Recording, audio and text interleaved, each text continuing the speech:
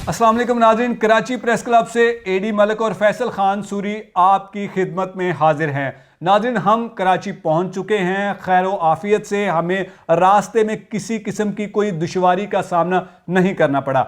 आज बड़ी अहम समाअत हुई है, उस समाअत में क्या बातें हुई हैं और हमारे शेरवानी वाले वकील के पसीने क्यों छूट गए हैं, इस वीडियो को पूरा देखिएगा क्योंकि हम आपको वो उस खबर से आगाह करेंगे जो वो शेरवानी वाले नहीं बता पा रहे, क्योंकि उनको पता है कि अब इनके साथ ऐसा होगा, अब इनका मुंह इस तरह से काला होगा कि ये दुनिया भर में मुंह दिखाने के काबिल नहीं रहेंगे।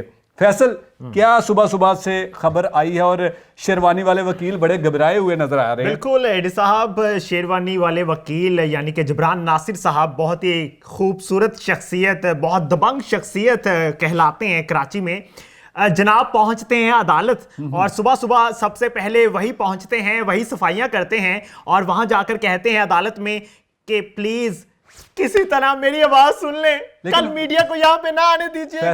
फैसल आज आपको पता है कि हमें कुछ लोगों ने बताया कि जी जब से आप लोगों की कराची आमद की उन्हें खबर मौसूल हुई है तो उन्होंने पहले अपना वो 3.5 फुट का जो एसोसिएट है ना उसको उन्होंने भेजा कि देख आए यार फैसल और एडी तो कहीं नजर नहीं ना आ रहे, फिर उसके बाद मैं आता हूँ। बिल्कुल तो ऐसे ही हुआ है ना कि हमें बताया कि पहले उनके एसोसिएट आए हैं, कुछ 4-5 उन लोगों ने देखे। देखिए हमने तो बताया था कि हम कल यानी कि जुमे के दिन जो समाअत होगी, परी क्या कहने वाली है, किसके हक में और किसके खिलाफ बयान देगी, वो तो कल हम लोगों को बताएंगे, लेकिन आज ही से वो इतने घबरा चुके हैं। बिल्कुल, एक पाकिस्तानी सियासत की एक मशहूर शख्सियत थी जो इनके बारे में, इन जैसे लोगों के बारे में एक अल्फाज इस्तेमाल किया करती थी।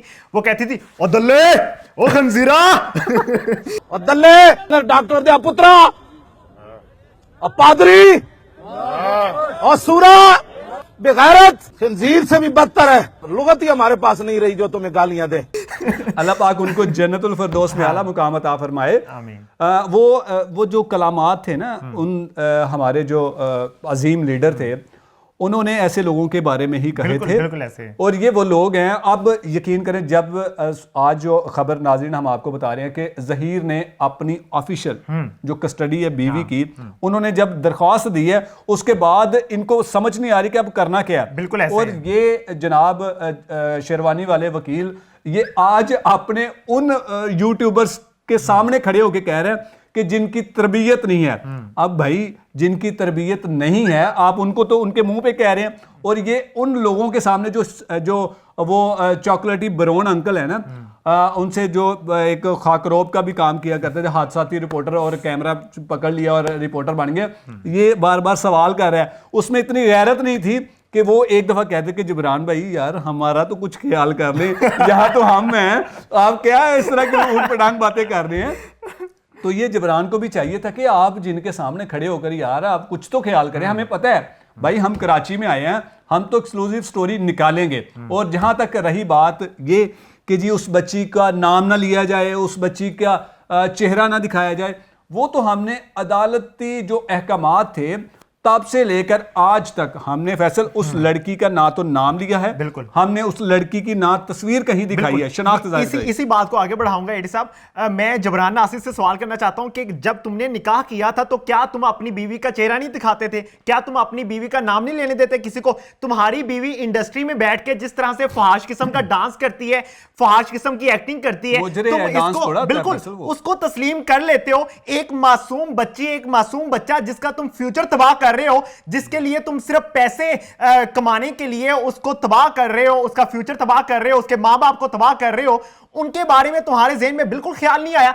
तुम जैसे जाहिल लोगों की वजह से हमारे मुल्क में हमारा बच्चा निकाह करने के बारे में सोचेगा 10 बार, 200 बार अपने मां बाप से पूछेगा और इजाजत लेगा कि अम्मा अब्बा क्या मैं निकाह कर लूं, क्या ये मजबूरी में अपने सर ले लूं। तुम जैसे बगैरतों की वजह से आज हमारे मुल्क पाकिस्तान में निकाह आम नहीं हो पा रहा, बल्कि जना को अहमियत ज्यादा दी जा रही है, क्योंकि हमारे मुल्क पाकिस्तान में ये मिसाल पैदा कर दी गई है। अगर मेरी बेटी मुझे कहेगी कि मैंने نکاح کے لیے جانا ہے تو ہم اسے ماریں گے, اسے غیرت کے نام پہ قتل کروا دیں گے. اگر میرا بیٹا کہے گا کہ میں نے کسی کو پسند کرتا ہوں یا کسی سے نکاح کرنا چاہتا ہوں تو وہ ہم ماں باپ انکار کر دیں گے, تو بیٹا بھگائے گا, اس کو جیل بھجوا دیا جائے گا صرف اس وجہ سے کہ بھئی اس کے خلاف زنا کی ایف آئی آر دی ہوئی ہے. تم جیسے لوگوں نے بغیرتی گھول کے اس قوم کے ذہنوں میں ڈال دی ہے. یہاں پہ اگر معاشرے کو درستگی کی لائن پہ لے کر جانا تھا, غیرت مند انسان ہونے کی ایک مثال پیدا کرتے تم جبران ناصر, اور کہتے کہ میں تمہارا کیس نہیں لڑوں گا, میں ظہیر کے حق میں کھڑا ہوں, میں پری کے حق میں کھڑا ہوں, اور کہتے کہ اگر انہوں نے نکاح کر لیے تو پیرنٹس کی صلح کروا دو, پیرنٹس کو آپس میں ملوا دو, ایک فیملی بنوا دو. تم جیسے لوگوں نے پاکستان کو توڑنے کی کوشش کی ہے.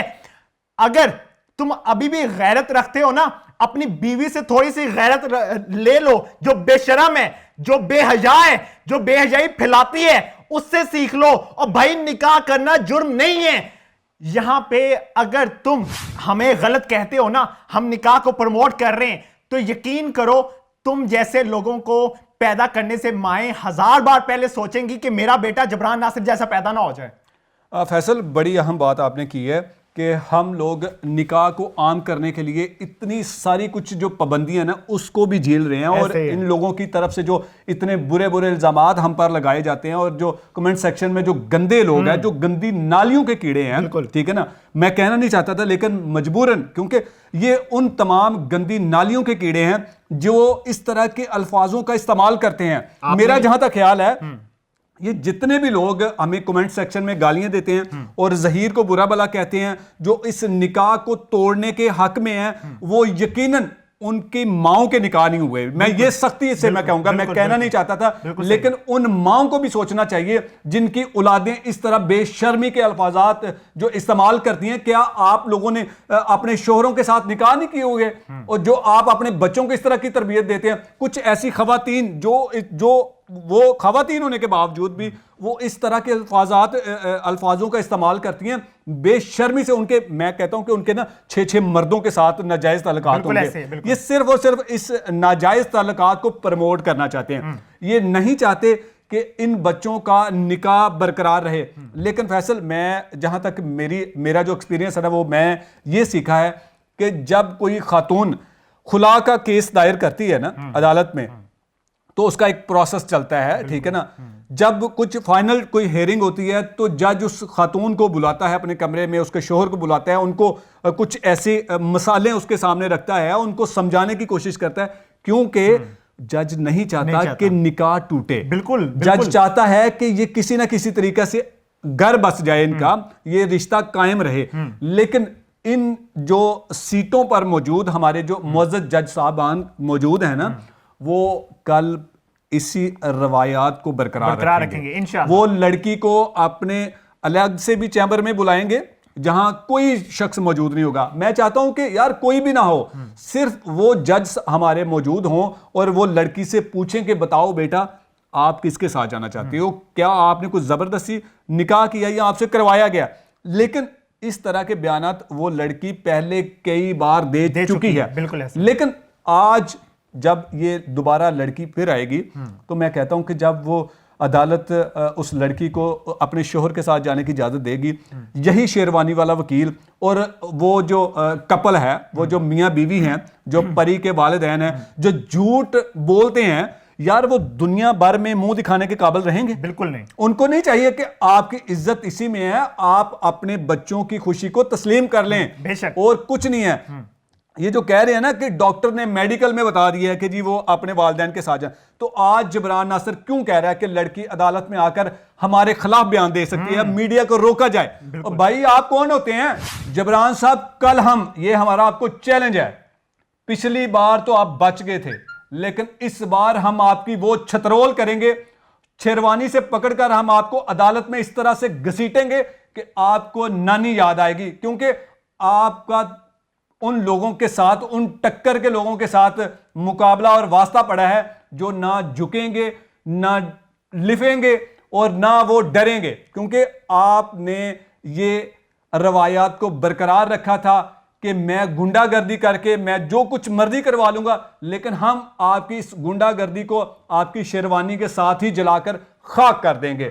فیصل آخر میں آپ کچھ کہنا چاہیں؟ جو لوگ کمنٹس میں اے ڈی صاحب کو یا مجھے گالیاں دیتے ہیں اور کہتے ہیں، بددعائیں دیتے ہیں کہ تمہاری بیٹی اللہ کرے اس طرح کی ہو، تمہاری بیٹی بھاگ جائے کسی کے ساتھ، تو ان کے حوالے سے میں یہ کہنا چاہوں گا اے ڈی صاحب کہ تمہارے جیسے اللہ تعالیٰ باپ نہ دے کسی بیٹی کو، جو لوگ کمنٹس کرتے ہیں ان جیسے باپ اور ان جیسی مائیں جو اپنی بیٹیوں پہ الزام لگائیں کہ میری بیٹی باہر جا کے زنا کر رہی ہے، میری بیٹی کے ساتھ 7 لوگوں نے ریپ کیا ہے۔ اور بے شرمو، بے حیاؤ، اور تمہیں غیرت کب آئے گی؟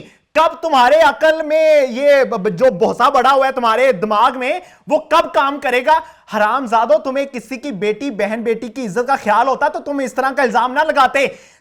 پری پہ جس طرح کے گندے الزامات لگائے گئے ہیں، جس طرح سے بے حیائی عام کی گئی ہے اپنی بیٹی کے حوالے سے، ذرا سوچو کہ اگر پری اپنے گھر چلی جاتی ہے، اپنے ماں باپ کے ساتھ چلی جاتی ہے، تو اس سے باپ پوچھے گا کہ بیٹا تمہارے اوپر، اور تمہیں شرم نہیں آتی اس طرح کی بات کرتے ہوئے؟